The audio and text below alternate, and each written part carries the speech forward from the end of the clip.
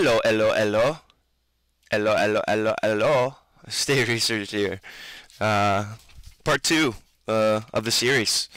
And today, class, we'll be going into discussing the actual leading up to and the final outcome of what we know today as the Bay of Pigs.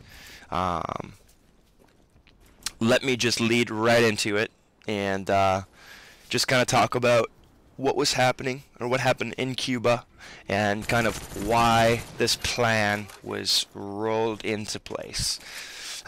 It was 1959 and Fidel Castro, after leading an armed revolt, which overthrew Cuban dictator Fulgencio Batista. That was kind of the crux of what was to come, obviously, for the next 50 years. As we all know, Fidel Castro was never taken out of power.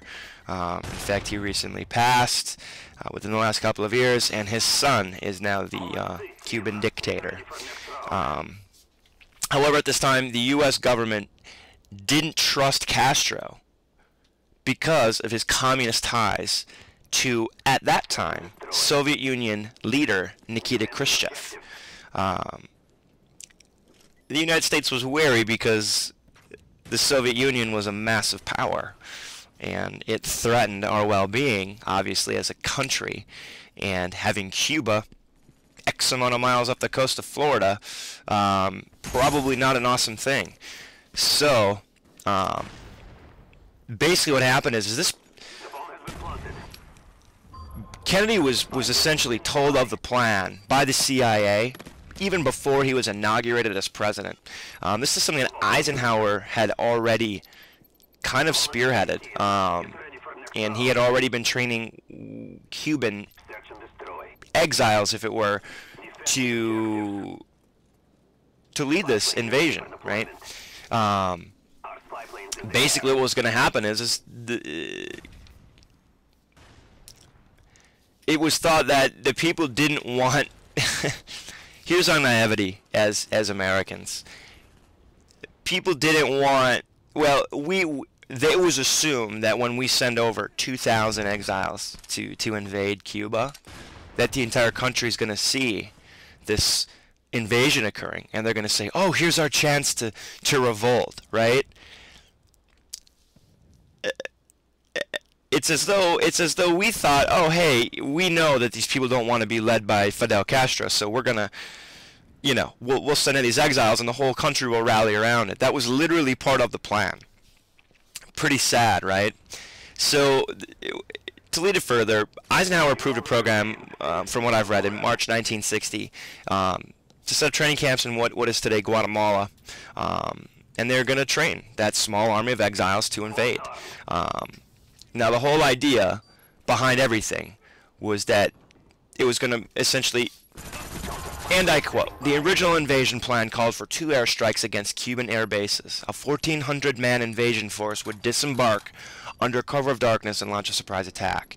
Paratroopers, drop in advance of the invasion, would disrupt transportation and repel Cuban forces. Simultaneously, a smaller force would land on the east coast of Cuba to create confusion. Okay. The success of the plan depended on the Cuban population joining the invaders. This is literally after Castro led a revolt against Batista and won, successfully won. So, mind you guys, it's not as though the people of Cuba didn't like Fidel Castro. Let's just keep that in mind. If they didn't, they wouldn't have actually won the revolt. So, anyway, after all that's said and done, right, all the controversy out of the way and who's who and what's what and where you're at with this whole thing, the bottom line is the plan occurred, okay? Let's get into the invasion. Essentially, the CIA was This was a covert mission. This was a black operation beyond even that, this was so undercover. I mean, this is the in today's United States, in today's government, we wouldn't find out about this. If we did, we'd have no idea that we were connected to it. All right? I'll go on further in another time in another video and discuss some things that the United States government has participated in, and it'll kind of shake you a little bit, because you'll be like, really? I didn't know that. But anyway, back to the topic here. What ended up happening is, now the CIA was obviously spearheading this whole thing.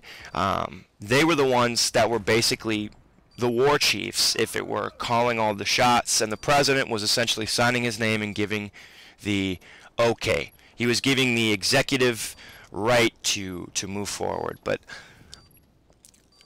and I'm going to quote another thing here. This is actually the invasion, and it's interesting because it starts like this: the first mishap occurred on April 15th, 1961, when 8 bombers left Nicaragua to bomb Cuban airfields.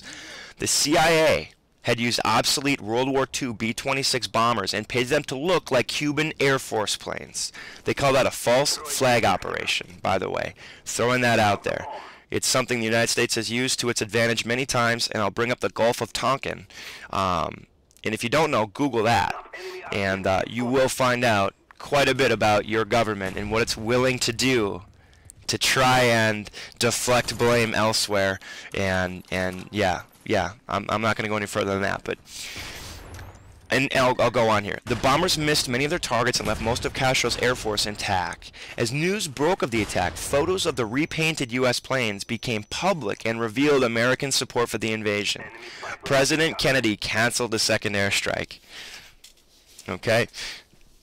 Again, showing you that what would have happened had they not revealed American support for the invasion? Would the second airstrike have occurred? What would have occurred after that? So the following, well, 2 days from then, the Cuban exile invasion force, known as Brigade 2506, landed at the beaches along the Bay of Pigs and immediately came under heavy fire. Cuban planes strafed the invaders, sank 2 escort ships, and destroyed half of the exiles' air support. Bad weather hampered the ground force, which had to work with soggy equipment and insufficient ammunition. As you can see here, this is already over. Done.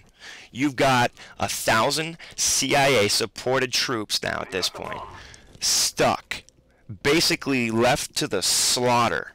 You know, you watch certain gameplay.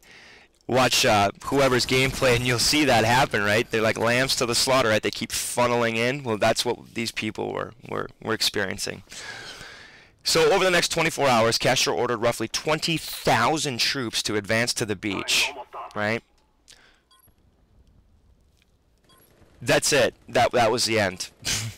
The B-20, there was extra B-26s that were supposed to come help out. They arrived late.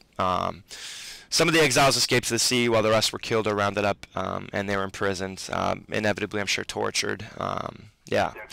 Almost 1,200 members of Brigade 2056 surrendered, and more than 100 were killed. And who knows what happened to them after that. Anyway, the brigade prisoners remained in captivity for 20 months. The United States negotiated a deal with Fidel Castro. And Castro eventually settled on $53 million worth of baby food and medicine in exchange for the prisoners.